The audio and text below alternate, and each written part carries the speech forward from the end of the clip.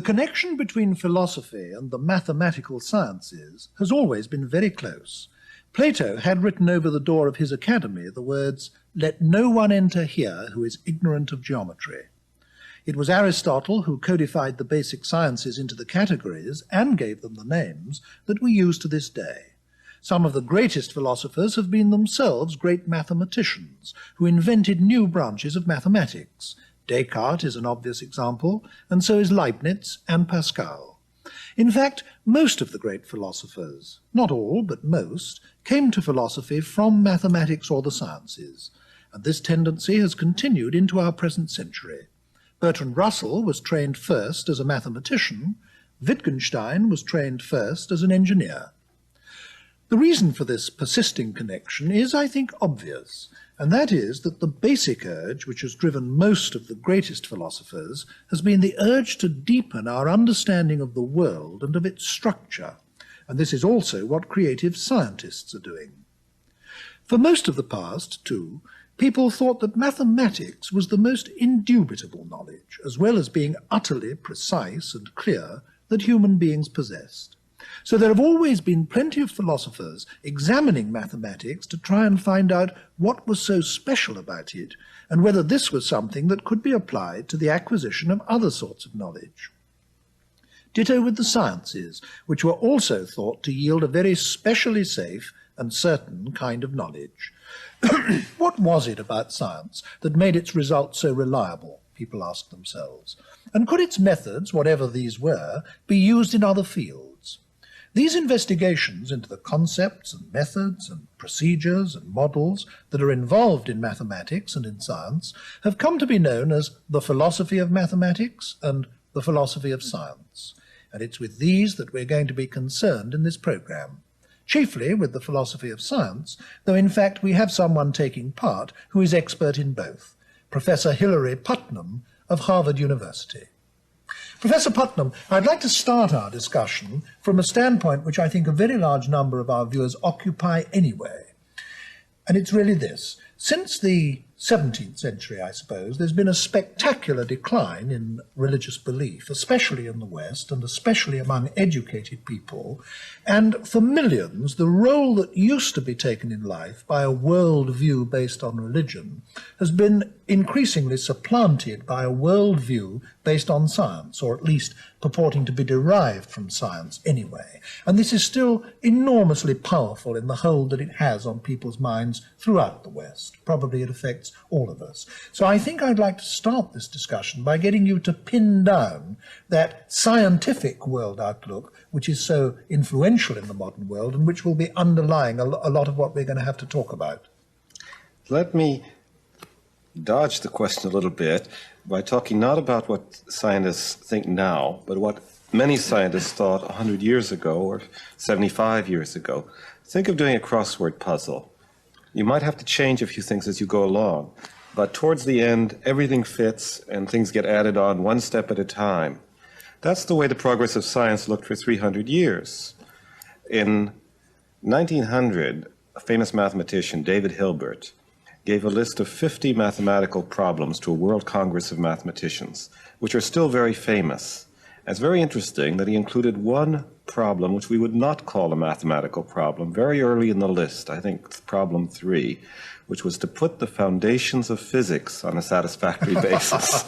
Just a small task. And that was for mathematicians. That was for mathematicians, physicists. not for physicists. Yes, right. Yes. The idea is just to tidy it up. That's right. Yes. The idea is Newton, Maxwell, Dalton, and so on had all put in all the parts of the story, and now it was just for mathematicians to basically clean up the logic, as it were. I think in a conversation we had a couple of days ago, you described this as a treasure chest view, and I like that picture. Because here's this big chest that we're just filling up. It's an accumulation, and you don't have to subtract, you don't have to take out. Occasionally you make a little mistake, but basically the idea is, or to shift the metaphor, like building a pyramid. You put down the ground floor, then the next floor, then the next floor, and it just goes up. That's part of it, this view of knowledge as growing by accumulation. The other part of it is the idea that the special success of the sciences, and obviously what we're impressed by is success. This culture values success, and science is a successful institution. But there's the idea that science owes its success to using a special method. And that comes partly from the history of science, from the fact that Newton, for example, lived after Bacon and was influenced by Bacon, and the idea that empirical science has grown up together with something called inductive logic. And this idea that there's a method, the inductive method, and that the sciences can be characterized by the fact that they use this method and use it explicitly and consciously, as it were. Not unconsciously, as maybe someone who's learning cooking might be using it, but pretty deliberately and explicitly. So I think that these two things, the idea of knowledge is growing by accumulation and growing by the use of a special method, the inductive method, are the key elements of the old view. Yes, and if I were going to put the same thing, I suppose slightly differently, I think I'd say this, that for 200 or 300 years, educated Western man thought of the universe and everything in it as consisting of matter in motion. And that was all there was, whether from the outermost galaxies of the stars into ourselves and our bodies and the cells of which we're made up and so on. And that science was finding out more and more about this matter and its structure and its motion by a method which you just characterized as scientific method. And the idea was that if we went on long enough, we'd simply, as you said with your crossword puzzle metaphor, we'd find out everything there was to find out. We could eventually, by scientific methods, completely explain and understand the world. Now, that has been abandoned by scientists, hasn't it? Though, in fact, this hasn't got through yet to the non-scientists. There are still large numbers of non-scientists who go on thinking that that's how scientists think. But, of course, they no longer do they? I mean, this has started to break down. I think it started to break down. I think it started to break down with Einstein. Yes. If I can drag in a bit of history of philosophy, screaming by the hair, Kant did something in philosophy, which I think has begun to happen now in science. He challenged a certain view of truth. Before Kant, no philosopher really doubted that truth was simply correspondence to reality. I mean, they're different words. Some philosophers spoke of agreement. But the idea is a mirror theory of knowledge. Today, I think, Kant said, it isn't so simple. There's a contribution of the thinking mind. Sure, it isn't made up by the mind. Kant was no idealist. It isn't all a fiction. It isn't something we make up. But it isn't just a copy either. What we call truth depends both on what there is, on the way things are, and on the contribution of the thinker, the mind. I think that today scientists have come to a somewhat similar view. That is, since the beginning of the 20th century, the idea that there's a human contribution, a mental contribution, to what we call truth. The theories aren't simply dictated to us by the facts, as it were. I'd like to ask you to unpack that a little, because I think that some of our viewers will find this idea a little puzzling. How can it be, some people will ask themselves, that what is and is not true can depend not only on what the facts are, but on the human mind? How can that be? Well, let me use an analogy with vision. We tend to think that what we see just depends on what's out there. But the more one studies vision, either as a scientist or as a painter, one discovers that what's called vision involves an enormous amount of interpretation. The color we see as red is not the same color in terms of wavelengths at different times of the day.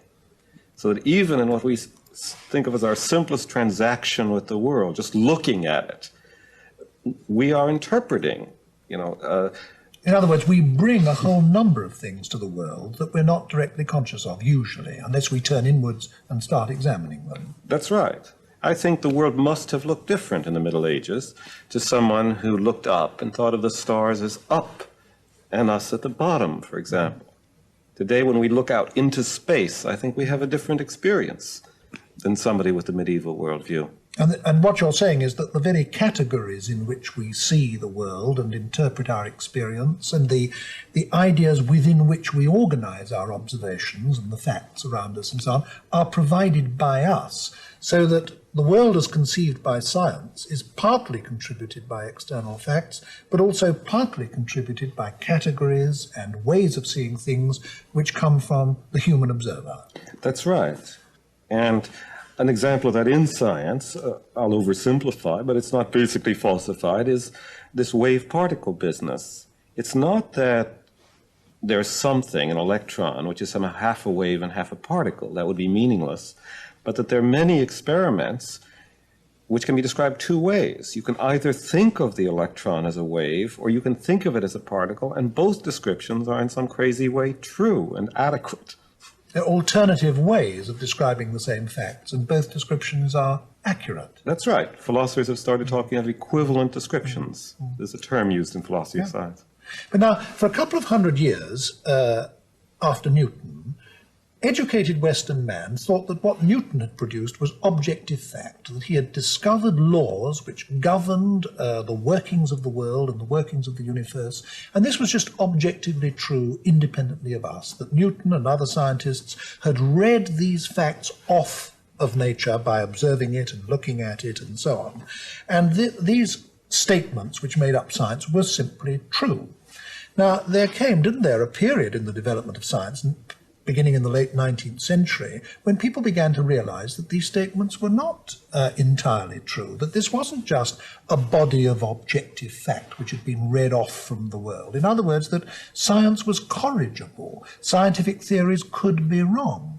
And that raises some very profound questions. I mean, if science isn't just an objectively true description of the way things are, what is it?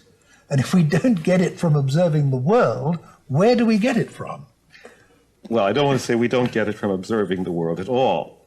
Obviously, part of this Kantian image is that there is a contribution which is not us, there's something out there, but that also there's a contribution from us. And even Kant, by the way, thought that Newtonian science was indubitable. In fact, he thought we contributed its indubitability. The step beyond Kant is the idea that not only is reality partly mind-dependent, but that there are alternatives, and that the concepts we impose on the world may not be the right ones, and we may have to change them, that there's an interaction between what we contribute and what we find out. But now, what was it that made people begin to realize that this basic conception of science as objective truth was wrong, that science was corrigible, that science was fallible? I think it's that the older science turned out to be wrong where no one expected it to be wrong, not in detail, but in the big picture. It's not that we find out that, say, the sun isn't 93 million miles from the Earth, but only 20 million miles from the Earth. That's not going to happen. I mean, sometimes one makes blunders even about things like that, but that's like making a blunder about whether there's a chair in the room. Wholesale skepticism about whether numerical values are right in science would be as unjustified as wholesale skepticism about anything. But where the newer theories don't agree with Newton is not over the approximate truth of the mathematical expressions in Newton's theory. Those are still perfectly good for calculation. It's over the big picture. We've replaced the picture of an absolute space and an absolute time by the picture of a four-dimensional space-time. We've replaced the picture of a Euclidean world by a picture of a world which obeys a geometry Euclid never dreamed of. We've swung back to the picture of the world as having a beginning in time, which is really a shocker. It's not even the things once refuted stay refuted forever. Yes. So it means really that a whole conception of science has been superseded. Instead of thinking of science as a body of knowledge, which is being added to all the time by further scientific work, that whole conception of science has been dispensed with, really, hasn't it? And we now think of it as a set of theories which are themselves constantly being replaced by better theories, by more accurate theories, by richer, more explanatory theories. And even the theories we now have, like those of Einstein and his successors, will probably be replaced in the course of time by other better theories by scientists yet unknown. Isn't that so? That's exactly right. In fact, scientists themselves make this prediction. That is, that the main theories of the 20th century, relativity and quantum mechanics, will give way to some other theory which will interpret both of them, and so on forever. Now, this raises a very fundamental question, namely the question, what is truth? I mean, when we say that this or that scientific statement is true, or this or that scientific theory is true, what in these newly understood circumstances of ours can we mean by truth? There are still two views, as there have been since Kant. One is this old correspondence view still has its adherents. But I think the view that's coming in more and more is that one cannot make a total separation between what's true and what our standards of assertability are. that the way in which what I call, using the Kantian picture, the mind dependence of truth comes in, is the fact that what's true and what's false is in part a function of what our standards of truth and falsity are. And that depends on our interests, and which again change over time, of course. That's right. I'd like you to say a little more about this question of truth, because this again, I think, is puzzling to the layman. I think that people who are not trained in science or philosophy are apt to think that there are a certain set of facts, and a true statement is a statement that accurately describes those facts. I'd like you to talk a little about some of the difficulties that are actually involved in this. I think the biggest difficulty in science itself comes from the fact that even within one scientific theory, you often find different accounts can be given of so-called facts. This came in with the special theory of relativity when it turned out that facts about simultaneity, whether two things happen at the same time, could be described differently by different observers. One could say Boy Scout A fired his starter's pistol before Boy Scout B. The other could say no, Boy Scout B fired his starter's pistol before Boy Scout A. And if the distance is sufficiently large, so that a light signal can't travel from one to the other without exceeding the speed of light, then it may be both descriptions are correct, both are admissible. Of course, this leads to, profound conceptual difficulties in understanding some modern scientific theories. And this prompts the thought that a scientific theory can be useful and meaningful and can work, even if nobody really quite understands what it means. And this is the case with quantum mechanics, isn't it? I mean, nobody is really sure what quantum mechanics actually means, and yet it works. That's right. And again, there I want to say one shouldn't push that too far, because I think we don't want to give up our standards of intelligibility altogether. We want to say quantum mechanics works, and the very fact that it works means that there's something fundamentally right about it. And with respect to its intelligibility, we're willing to say in part that may be that we have the wrong standards of intelligibility, that we have to change our intuitions. But in part, there are real paradoxes in the theory, and I think that more work has to be done to really get a satisfactory resolution of these paradoxes. Things are very ticklish now. Yes. I think somebody hearing our discussion, and to whom perhaps some of these ideas are new, might find himself thinking, well, if all this is so, how is it that science works? If traditional scientific theories are breaking down, if science is turning out not to be a body of reliable, permanent, firm, objective knowledge, if a significant proportion of every scientific theory is subjective anyway, in the sense that it's contributed by the human mind, by the observer, by the scientist, how is it in these circumstances that we can actually build bridges, fly aeroplanes, make rockets go to the moon, and actually make all this soft, fuzzy, changing, partly subjective body of theory work for us? It must fit the world in some very basic way, in spite of everything that we've been saying. That's true, but I think the contrast between being subjective and fitting the world isn't altogether right. I'm not saying that scientific knowledge is subjective or that anything goes.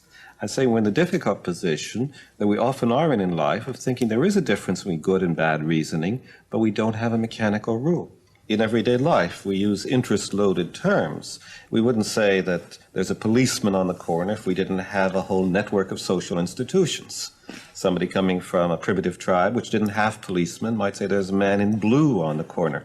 But the fact that the notion of a policeman is shaped by our interest doesn't mean that it can't be objectively true that there's a policeman on the corner. Also, I think science works precisely because of this corrigibility in large part, as Professor Poppers pointed out.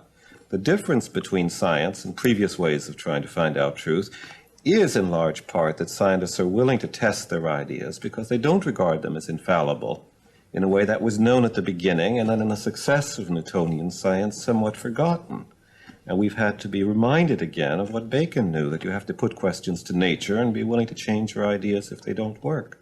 In some respects, the traditional opposition between science and religion has, the two parties have crossed places, haven't they? I mean, many religious people now believe they have certain knowledge about the world, that it was created by a God, that he made us in his own image, gave us immortal souls which will survive our death, and so on. Certain very fundamental propositions which they hold with absolute certainty. And it's the scientist who believes that everything is fallible, that the world is a mysterious place that we'll never get to the end of the mystery of, and so on and so forth. Isn't there something in that? It may be. You say it may be. Yes, I'm not sure. You're not sure. Well, let's not pursue that. But one point I do want to take up with you, leaving even religion aside, is that now that science is seen in this entirely different way that you've been describing by virtually all scientists, doesn't it mean that the difference between science and non-science isn't what it was always thought of as being? In other words, since science is so subjective, indefinite, changing, and so on, it's no longer a clearly cut and different kind of human activity or kind of human knowledge from other sorts of human knowledge and other sorts of human activity. I think that's both true and culturally very important. I think the harm that the old picture of science does is that if there is this realm of absolute fact that scientists are gradually accumulating, then everything else appears somehow as non-knowledge, something to which even words like true and false can't properly apply. I think that the so-called fact-value dichotomy is a very good example of this. It's hard to have a discussion on politics, for example, without someone very quickly saying, at least in my country, is that a fact or a value judgment? As though it can't be a fact that Hitler was a bad man, for example, or a fact that Farrah Fawcett Majors is a beautiful woman. And do you think that it is a fact that Hitler was a bad man? Oh, yes, I do. I do too, yes. But then if this is so, if we are abandoning so many of these comfortable, clear-cut distinctions of the past, what's the point of continuing to use the category or the notion or the term science anyway? I mean, does it any longer clearly demarcate something differentiable from everything else? I don't think it does. I think that, if you're going to distinguish science from non-science, that makes a lot of sense if you still have this old view that there's this inductive method. What makes something science is that it uses it pretty consciously and pretty deliberately, and that what makes something non-science is either it uses it entirely unconsciously, as in learning how to cook, you're not consciously thinking about inductive logic, or perhaps doesn't use it at all, as metaphysics was alleged not to use it at all, I think unfairly.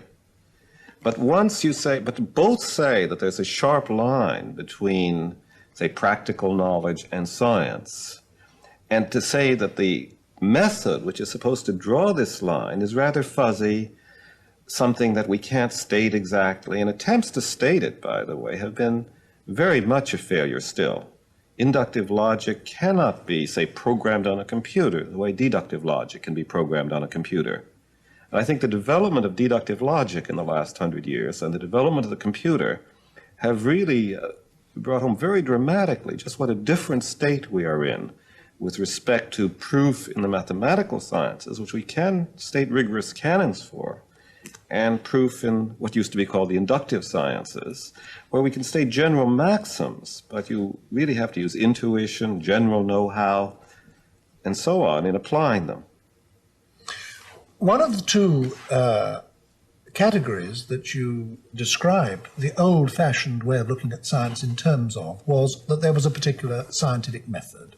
Yes. That you observed the facts, and on the basis of these observed instances, you generalized to form scientific theories, which you then verified by experiment, and so on. That was the old view, wasn't it? Now that that has been abandoned, is there any longer any single method which is thought of as being scientific method?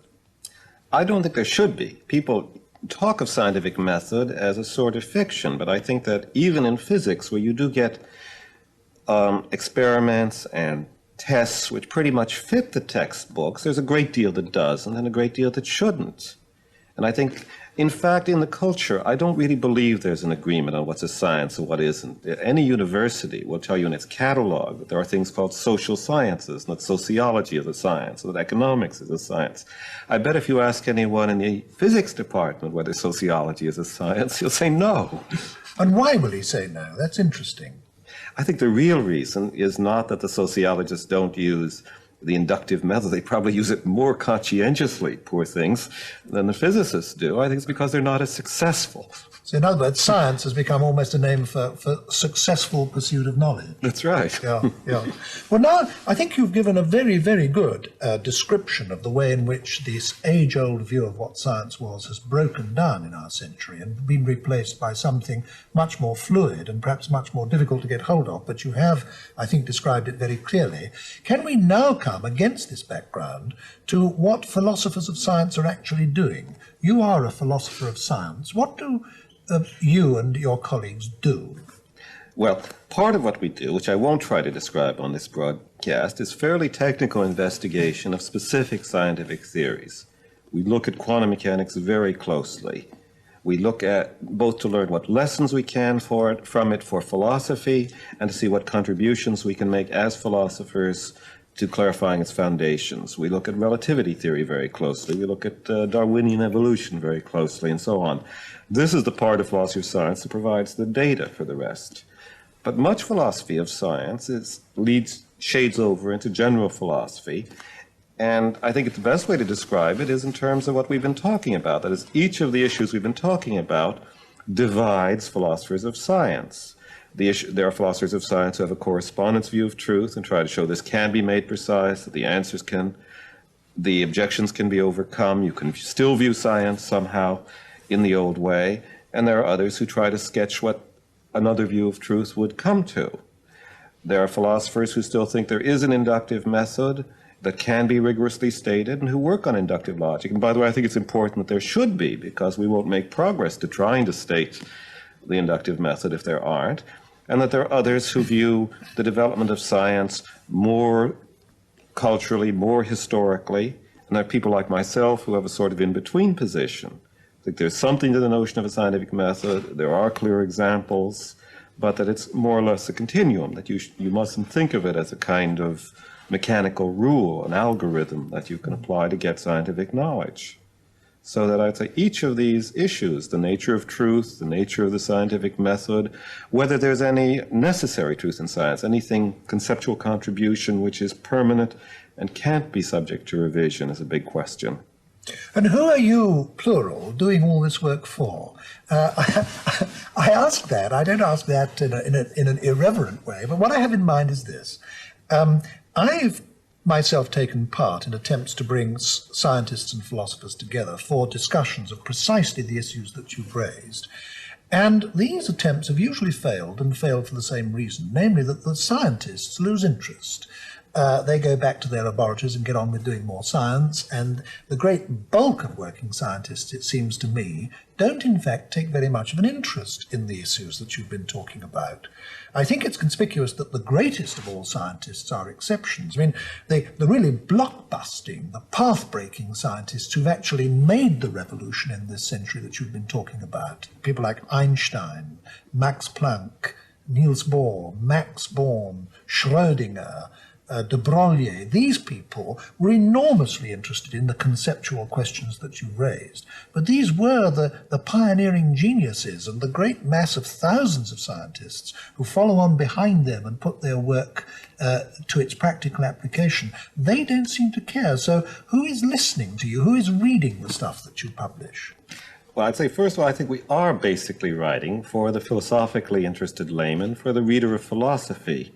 I don't view philosophy of science as giving direct advice to scientists, just as I think moral philosophers are ill-advised to think that they're giving at least immediately current contemporary advice on how to live your life or what bills to pass in Parliament. On the other hand, I do think that scientists tend to know the philosophy of science of 50 years ago.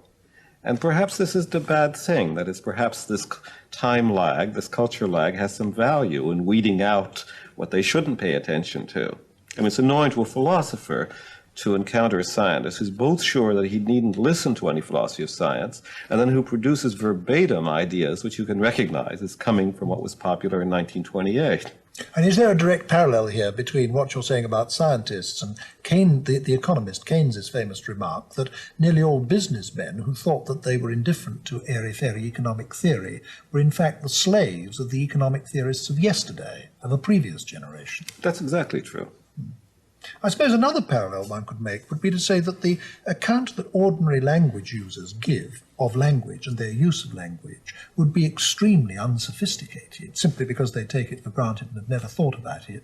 That too would probably apply to the account that most scientists would give of what they were doing when they were doing their science. That's right. That is, it's a mistake to think that merely because one practices an activity, one can give a theory of it. One criticism that's often been made about philosophers of science is that although they talk of science in this general way, what they're nearly always referring to, in fact, is one science, namely physics. Now, it's true, isn't it, that the science in which the most exciting developments have probably taken place in the last 20 years anyway has been not physics but biology. Our philosophers of science genuinely open to the criticism of being too physics-based in their view of science and having ignored biology too much.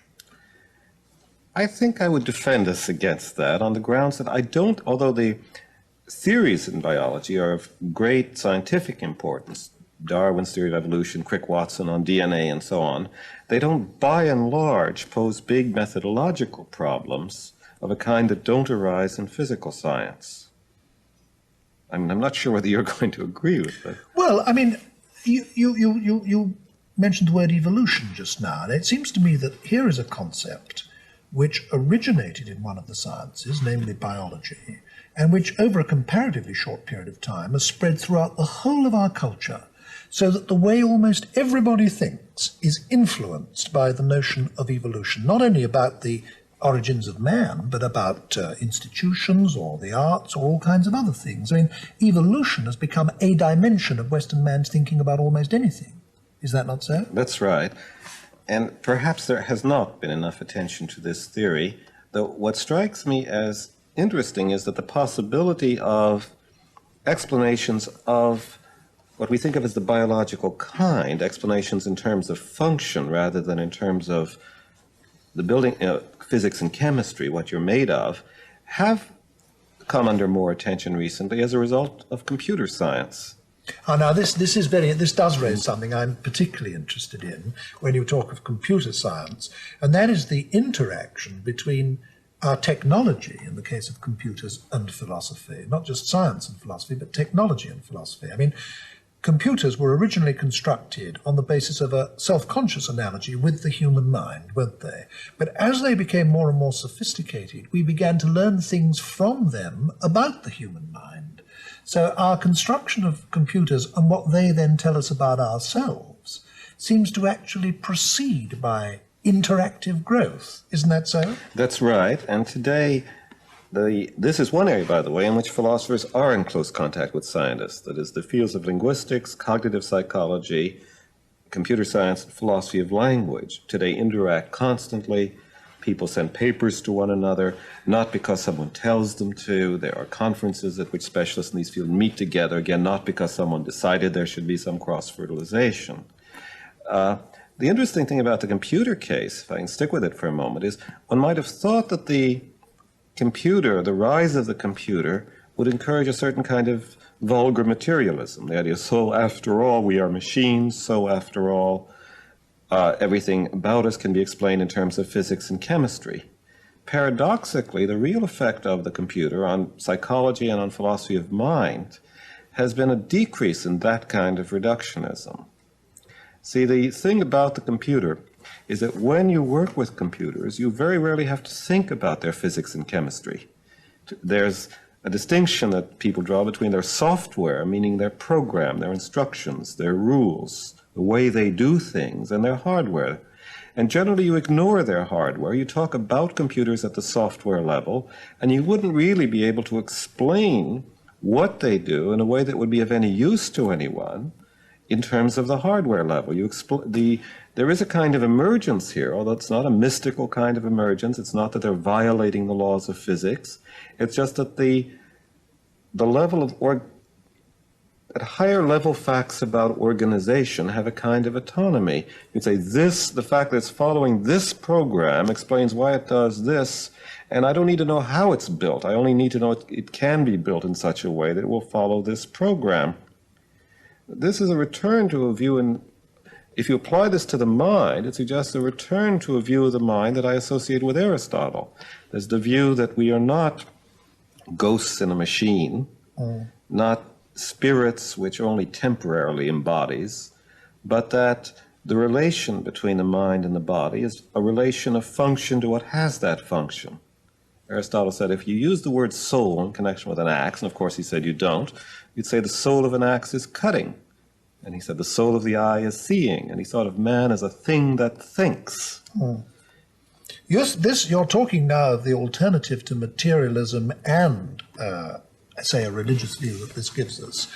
Puts me in mind instantly of the most significant of all the materialist philosophers in the modern world, namely Marxism, which after all is the official state philosophy of about a third of mankind, as we sit here discussing this.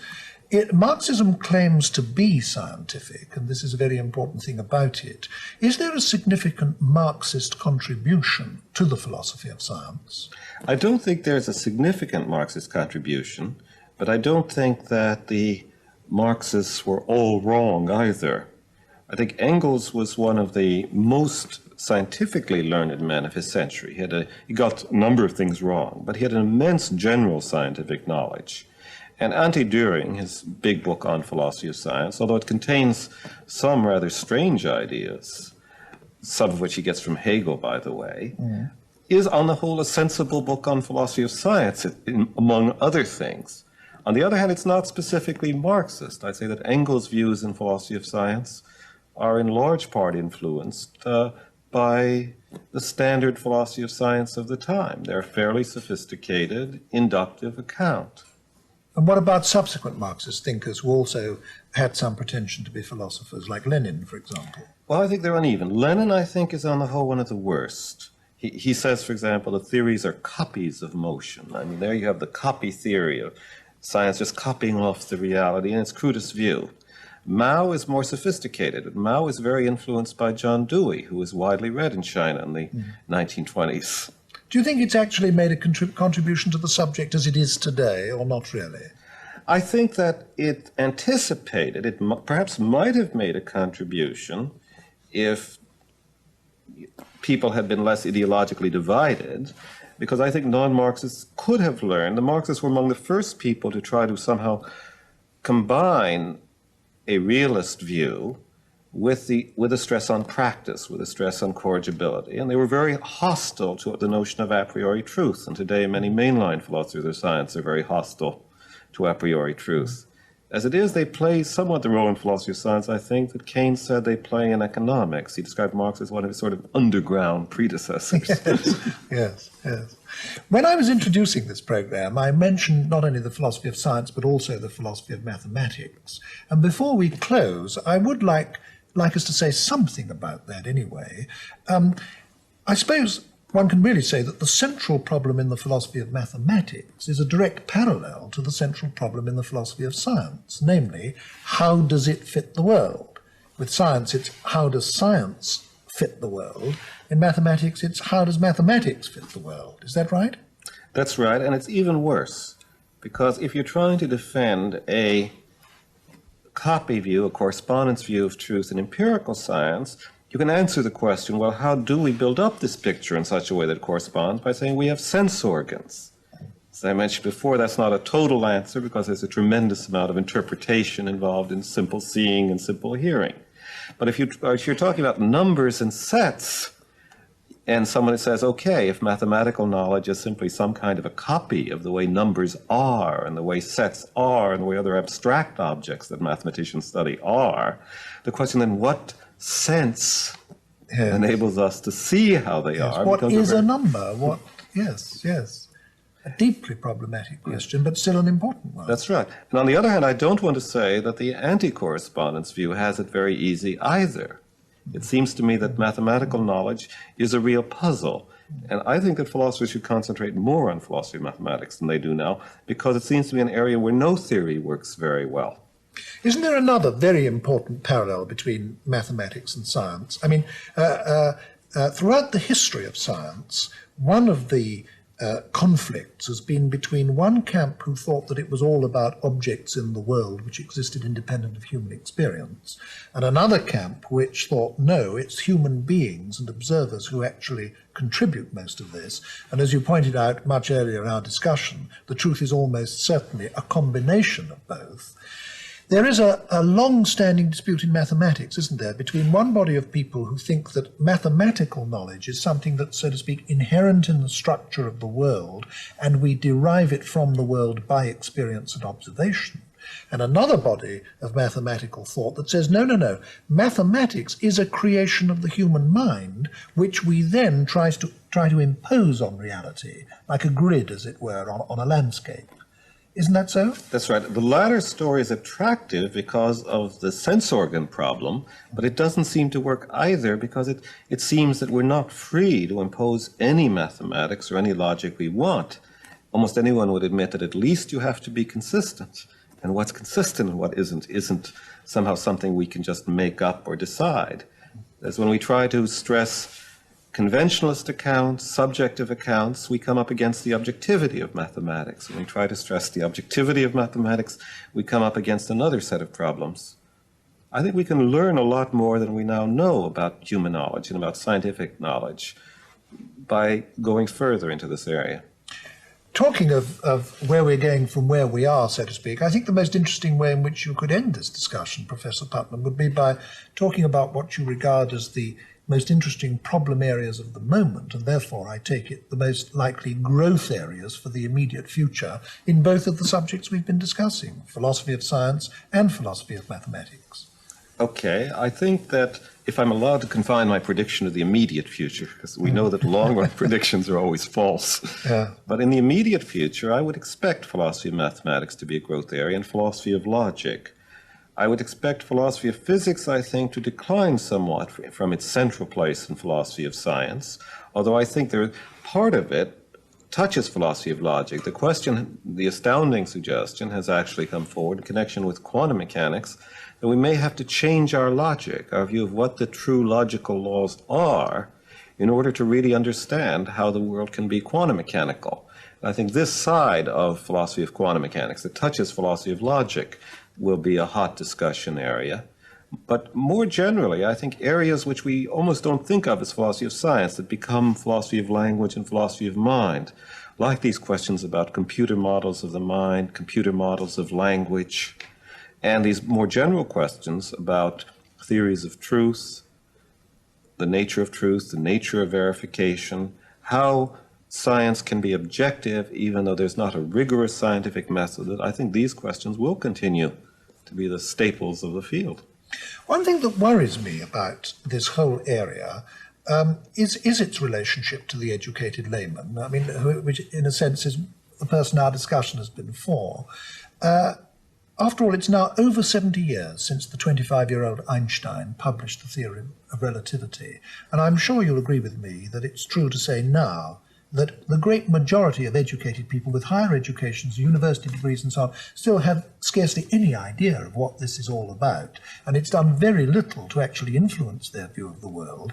Isn't there a danger that now science and mathematics are simply racing ahead, and the whole new range and world of insight that is giving us into the universe in which we live simply isn't filtering through to the non-specialist, or not filtering through anything like fast enough?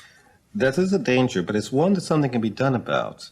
There's now, for example, a text of special relativity called Space-Time Physics, which is designed for the first month of the first freshman college physics course. And the authors say at the beginning that they look forward to the time when it will be taught in high schools. And do you think that time will in fact come, and quite soon? I'm sure of it. Yes, well, I think you're right, and indeed I hope you are. Thank you very much, Professor Putnam. Thank you.